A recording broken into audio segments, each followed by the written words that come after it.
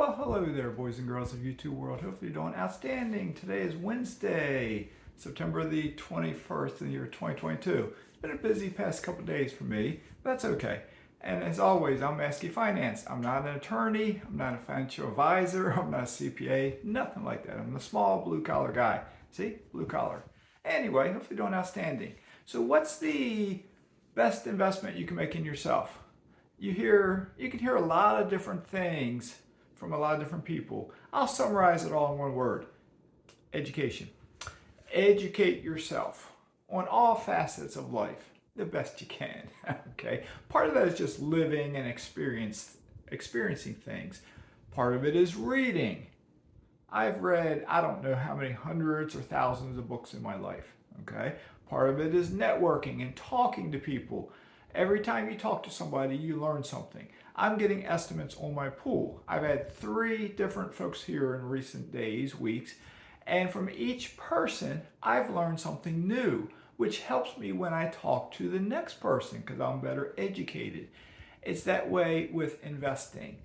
When I jumped into real estate, head first, feet first, not knowing almost anything at all about real estate, I floundered a bit. I almost sunk. I almost gave up. I almost said, I remember telling the missus, I want to stick with stocks. I understand the stock market. I understand stocks. This real estate game, maybe it's not for me. But I stuck it out. I educated myself.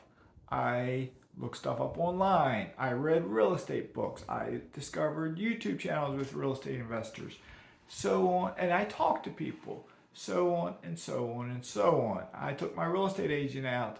She had like 80 rental properties, but she was sort of old school in how she did things. She didn't raise rent a lot, this and that. But she helped me get that first house. So in between the first one and the second one, I contacted her and said, hey, let's go out for lunch or a cup of coffee or something, out my treat, just so I could pick her brain a little bit. And she told me a few things that up here I said, I'm going to do it just a little bit different. Even though she did outstanding. She was a real estate agent, so she made pretty good money. So she had the money, and her husband had a business, so they had money to buy a lot of rental properties. So she got up to 80 or so. All right. And anyway, you network, you educate yourself, you study, you crunch numbers. Do you have spreadsheets? Do you not like spreadsheets? If you don't, be old school, use a piece of paper. You can write stuff down. I do both. I have, I don't know, routinely probably half a dozen spreadsheets that I use. I also have notebook after notebook after notebook filled up with scribbles, scratches, and I'm in the habit now. I put dates down on almost every time I write something down, because then if I reference back to it, I know it's like, was that in September of 2022 or was that in 2019? When did I write that? So now I can have a better idea. Okay, so and also educate yourself on being healthy. Okay.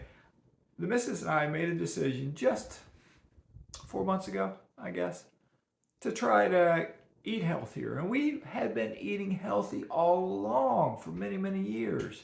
I've been drinking green tea since I was a teenager, I guess. Not regularly until I was probably in my 20s or maybe 30ish.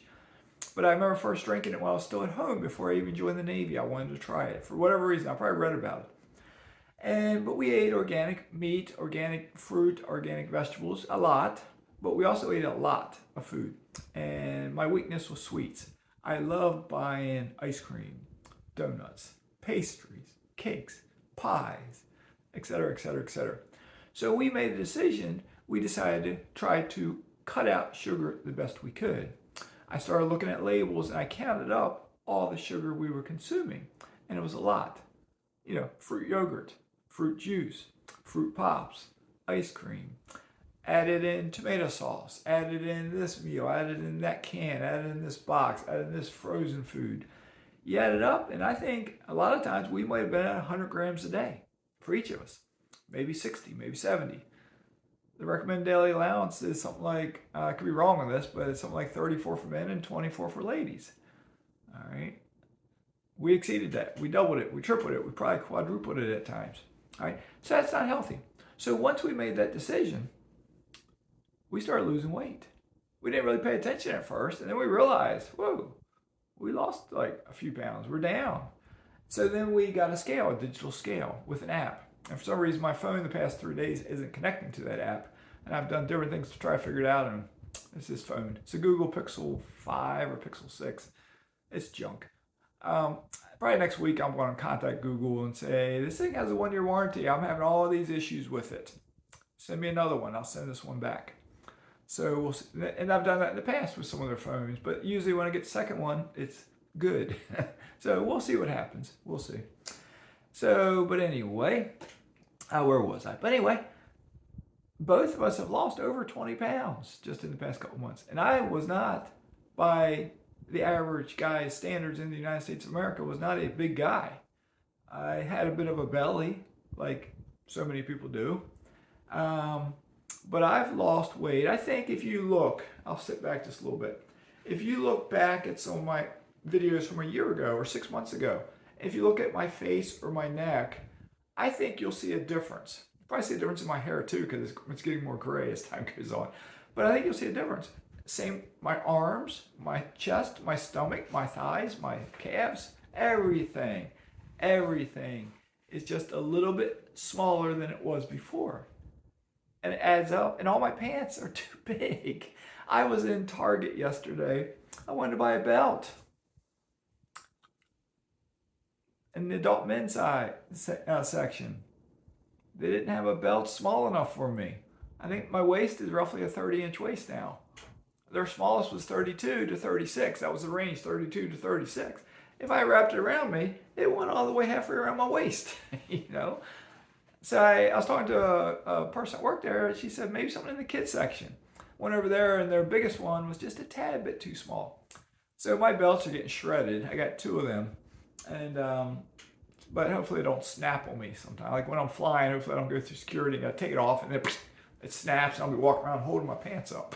So we'll see. But I don't want to start buying new clothes for a couple of reasons. One, I'm frugal. I don't buy clothes that frequently.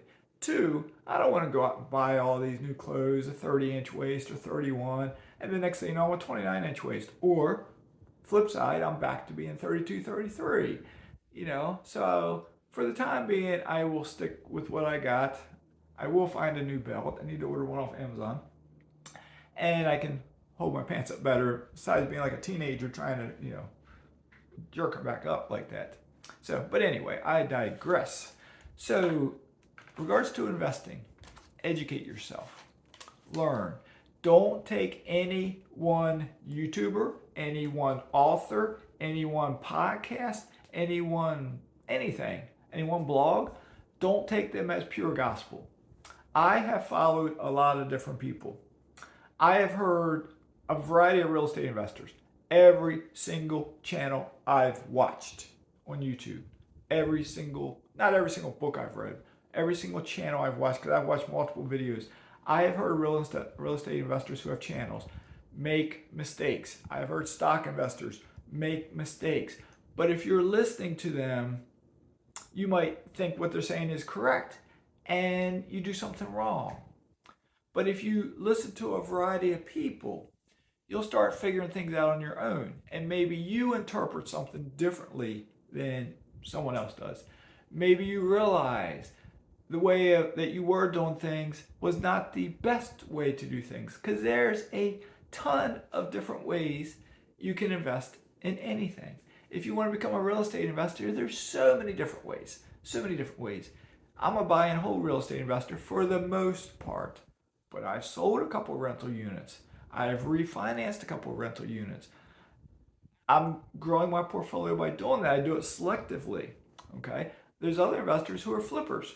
They might flip a house and make $30,000, $40,000, and they buy 2 more houses to flip, or they flip 2, and the third one they keep as a rental, but they got cash now to keep growing their flipping business. And then every 3 they buy, they keep 1, or so. Every 3 they flip, they keep 1, sell 2. Maybe they do something like that. Others do drive them for dollars. They drive around neighborhoods looking for houses in disrepair. Others will mail letters to people trying to buy their house. Others will put signs up out there. Me, I look at the MLS. I reach out to my network of folks out there. I talk to friends. And that's all I do. I went from 0 to 25 rentals in 4 years. I've now, because of education, learned about alternative investments and I'm starting to like these better in a way. Not 100% better, but in a way I like them better. So that's oil drilling and mineral rights acreage. So those investments have been growing once I hit 25 rentals. And my real estate business is, I've sold something, I've bought others, I've done the burst strategy a couple times now. Still working on that with a couple units. But I like doing this. I like having a variety of investments. That's not for everybody. There are people out there who say, I stay in my lane, I just do that, and I have more success because of that. There are others who get too broad and they flounder because they don't know it. They just flounder. I focused on stocks for a long time. I had great success with stocks.